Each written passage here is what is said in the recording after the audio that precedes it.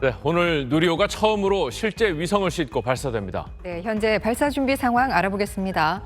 김민준 기자, 발사를 앞두고 지금은 어떤 작업이 이루어지고 있습니까? 네, 저는 지금 전남 고흥 나로 우주센터에 나와 있습니다. 지금까지의 준비 과정 아주 순조로웠습니다.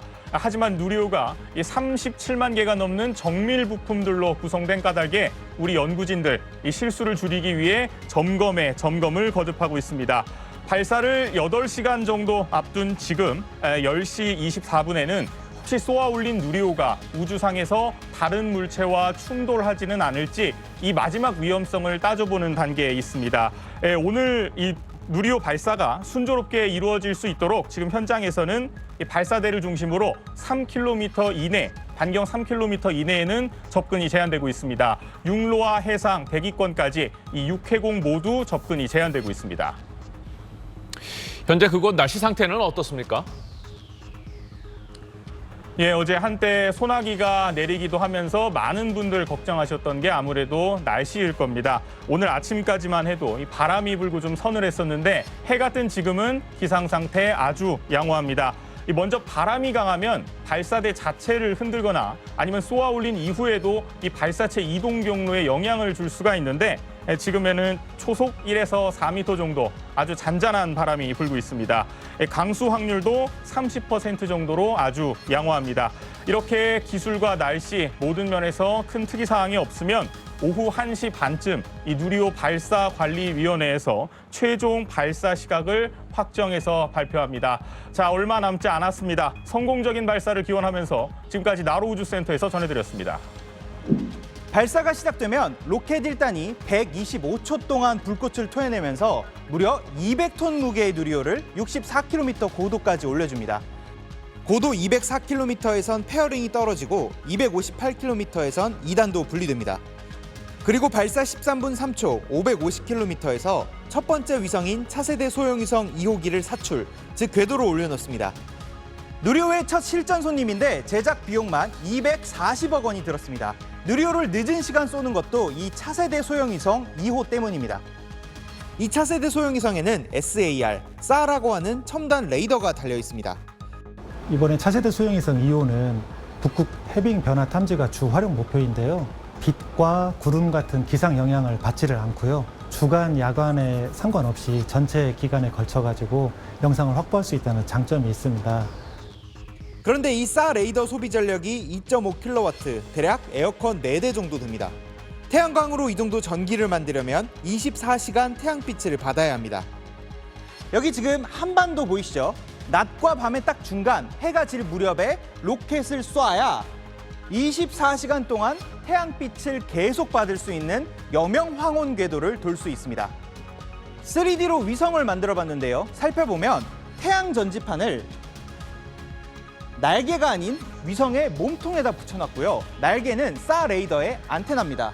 조금 더 자세히 살펴보면 태양을 언제든지 볼 수 있게 이렇게 태양 감지 장치를 달았고요. 뒤쪽을 보면 별 관측기를 달아서 위성이 우주에서 자기 위치를 인식할 수 있도록 만들었습니다. 천문연구원과 민간의 큐브 위성 7대를 포함해 총 8대의 위성을 궤도에 올려놓는 데까지 15분 23초. 대한민국 우주개발 역사에 새로운 이정표를 세울지 기대감이 커지고 있습니다. SBS 정부희입니다. 네, 전남 고흥 나로 우주센터입니다. 오늘 오전 느릿느릿 발사대로 옮겨진 누리호는 내일 오후 가장 빠른 속도로 우주로 솟아오릅니다. 이곳 우주센터에는 어둠과 함께 발사 하루 전 팽팽한 긴장감이 내려앉고 있습니다. 현재 누리호는 기립한 채 모든 부품 점검을 마친 상태입니다. 우여곡절 끝에 성공했던 지난해 2차 발사와 달리 지금까지는 모든 과정이 순조롭습니다. 진짜 위성을 실은 누리호의 실전 도전, 먼저 서동균 기자가 소개합니다. 오전 7시 20분, 47.2m의 누리호가 무진동 특수차량에 실려 조립동을 빠져나옵니다. 발사체에 가해지는 충격을 최소화하기 위해 사람이 걷는 속도보다 느린 시속 1.5km의 속도로 천천히 발사장으로 이동합니다. 오전 8시 54분, 조립동을 나온 지 1시간 34분 만에 발사장에 도착했습니다. 오전 10시 11분엔 발사 패드에 누리호를 세우는 작업이 진행됐는데 37만 개의 부품으로 이루어진 누리호에 혹시나 충격이 가해질까 고정 작업까지 1시간 20여 분이 걸렸습니다. 오후엔 누리호 전자부품 등이 제대로 작동하는지 확인하기 위해 탯줄이라 할 수 있는 엄빌리칼 타워에 전선들이 연결됐고 내일 발사를 위한 연료 공급 설비도 연결을 마쳤습니다. 강풍과 센서 이상으로 발사가 2차례 미뤄졌던 지난 2차 때와 달리 이번엔 발사 전 과정 모든 게 순조롭습니다. 가장 상단부인 3단 로켓 위엔 누리호의 첫 우주 손님 위성 8기가 타고 있는데 이제 내일이면 우주로 나아가 임무를 수행하게 됩니다. 2차 때의 성공이 이번 3차 발사의 성공을 보장해주지 않는 만큼 누리호 개발자들 얼굴엔 자신감과 긴장이 교차하고 있습니다. 이제는 실전입니다. 발사 예정 시각은 내일 오후 6시 24분. 우주강국의 새로운 시대를 열 누리호의 지상에서의 마지막 밤이 저물고 있습니다. 나로 우주센터에서 SBS 서동균입니다. 무게 200톤에 달하는 누리호가 발사장에서 몸을 일으킵니다. 오전 11시 33분쯤 하늘을 향해 몸을 수직으로 세우고 기립 작업을 모두 마쳤습니다. 발사장에 도착한 지 2시간 반 만입니다. 오전에 발사장 이송과 기립까지 마친 누리호는 오후부터는 산화제와 연료를 주입하는 누리호의 탯줄, 엄빌리컬과 연결하는 작업을 진행합니다. 연료가 새는 곳은 없는지도 꼼꼼하게 점검합니다. 발사 당일인 내일 여러 기상 상황을 고려해 최종 발사 여부가 결정됩니다. 기상청은 내일 바람이 잔잔하고 강수 확률도 20% 아래여서 날씨가 발사에 방해되지 않을 것으로 전망했습니다. 최종 발사가 결정되면 연료를 주입하고 발사 10분 전 관제 시스템이 자동으로 발사 준비를 시작합니다. 발사 시각은 내일 저녁 6시 24분, 13분 3초 후 목표 궤도 550km에 다다르면 위성 8기를 20초 간격으로 차례로 목적지로 떠나보내는 가장 어렵고 중요한 임무를 수행합니다.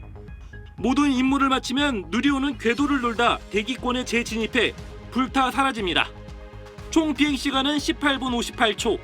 위성 발사체로서 누리호의 실전 역량을 검증하는 운명의 시간이 임박했습니다. SBS 윤태우입니다. 지난 1992년 우리나라 최초의 위성 우리별 1호가 발사됐습니다. 그리고 이듬해인 93년에 우리별 2호가 우주에 올라갔습니다. 지금 보기엔 희미하지만 이렇게 한반도의 위성 사진도 찍어 보냈습니다. 지금은 교신이 끊겨서 우주를 홀로 떠돌고 있습니다. 그래서 위성을 만든 카이스트가 이 우리별 2호를 지구로 귀환시킬 계획을 준비 중입니다. 그런데 왜 이 고철 덩어리나 다름없는 위성을 지구로 되돌리려 할까요? 우리나라는 누리호라는 자체 발사체를 가지고 있고 다누리라는 탐사선을 달까지 보냈지만 아직 우주에서 아무것도 가져오지 못했습니다.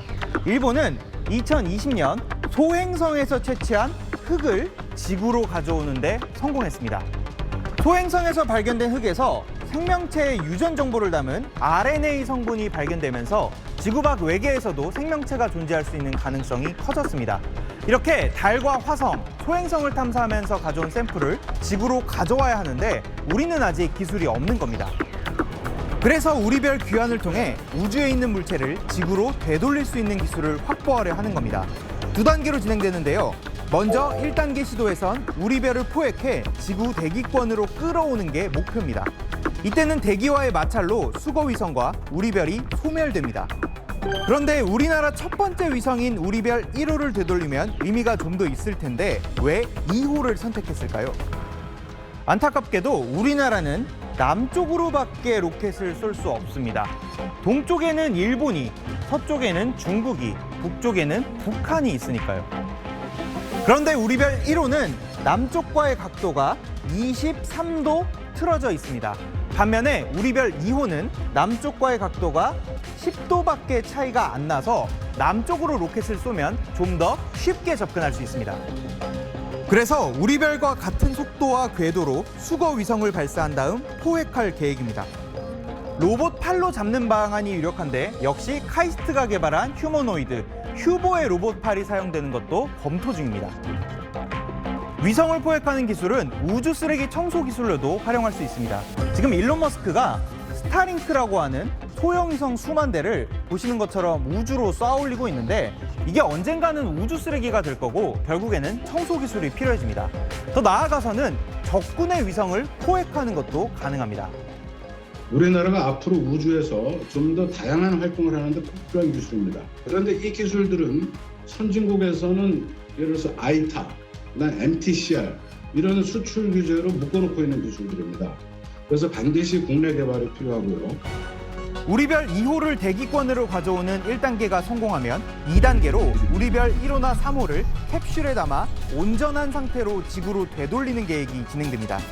기상 충돌의 충격을 이겨내고 대기와의 마찰열을 견뎌낸다면 대기권 재진입 기술이 확보되는 겁니다. 2027년 발사될 6번째 누리호를 통해서 1단계 우리별 송환 계획이 진행될 예정입니다. 이제 열흘 정도 뒤면 실제 위성을 싣고 우주로 가는 누리호 3차 발사가 진행되죠. 이번 누리호가 지금 보는 이 실제 위성을 우주 궤도에 올리는 데 성공한다면 우리별 귀환 계획도 탄력이 붙을 전망입니다. 전남 고흥 나로 우주센터 3번째 누리호의 조립이 한창입니다. 3단 로켓인 누리호의 1단과 2단 결합이 끝났고 현재는 공중에서 단 분리를 위한 화약을 장착하고 있습니다. 이번 발사부터 민간으로 기술 이전이 이뤄지는 만큼 한화 직원들도 제작에 참여 중입니다. 다음 주에는 누리호의 꼭대기 3단을 결합하고 탑재될 위성도 고흥으로 들어옵니다. 발사체라는 것이 워낙 극한 환경에서 비행을 하다 보니까 어저께 발사 성공했더라도 또 오늘 발사하면 실패할 수 있거든요. 늘 저희가 긴장하면서 최선을 다해서 준비를 하고 있고요. 1차와 2차 발사가 우주 발사체 기술을 확보하기 위한 시험 발사였다면 이제부터는 실전입니다. 이번에는 여기 보시는 누리호의 꼭대기 3단에 실제로 사용되는 실용위성이 실리게 됩니다. 발사에 성공한다면 대한민국의 위성 발사 서비스 시장이 열리게 되는 겁니다. 카이스트가 개발 중인 차세대 소형위성 2호기가 누리호에 탑재됩니다.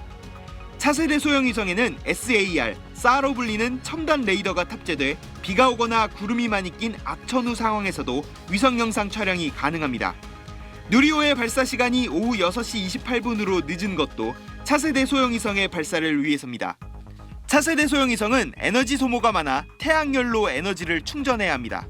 오후 6시 이후 태양이 질 무렵 위성을 발사해야 태양빛을 언제나 받을 수 있는 태양 동기 궤도에 진입 가능합니다. 실용위성을 처음으로 무사히 우주로 보낼 수 있을지 나로 우주센터의 기대감과 긴장감이 교차하며 누리호가 완성되고 있습니다. SBS 정구희입니다.